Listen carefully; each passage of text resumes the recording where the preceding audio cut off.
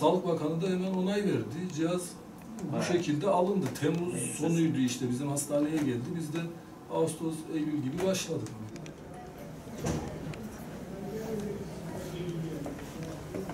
Evet, geçmiş olsun. Hocam teşekkür ederiz. Sağ olun. Allah razı olsun.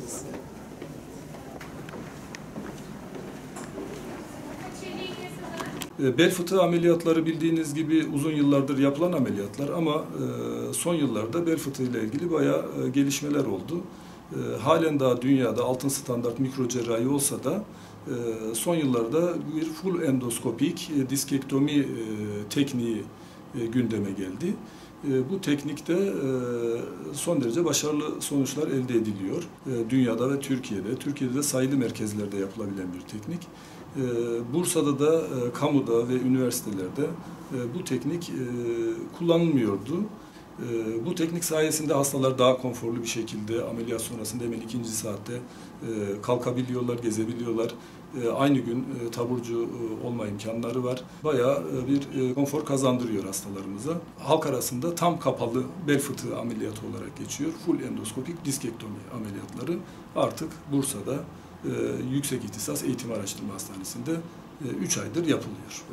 Şikayetlerim şu şekildeydi. Belimde ağrı, kalçamda çok şiddetli, sağ kalçamda çok şiddetli bir ağrı. Oradan baldırıma, baldırımdan ta aşağıya kadar bir ağrı vardı. Oturamıyordum, yemek yemiyordum, yürüyemiyordum. Yani fiziksel aktivitelerimizi gerçekleştiremiyordum.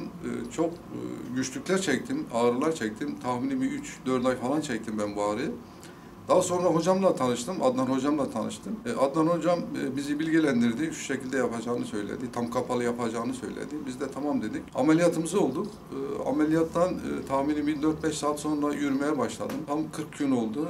Şu an gayet iyiyim.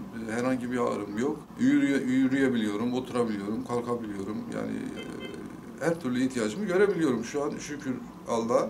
Adnan hocamdan da Allah razı olsun. Şu an gayet iyiyim yani. Ameliyat olmadan önce 15-20 kutu tahmini bir ağrı kesici kullandım. Ama ameliyat olduktan sonra 40 gün geçti. Halen bir tane bile kullanmadım. Kullanmamayı da düşünüyorum. Şu an iyiyim, bir sıkıntım yok. 2 ay önce bel fıtığı ameliyatı oldum.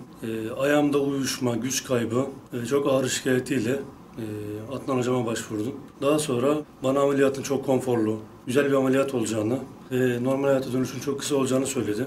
Normalde insanlar bel fıtığı ameliyatı olmak için genellikle çok tereddüt düşerler, korkarlar.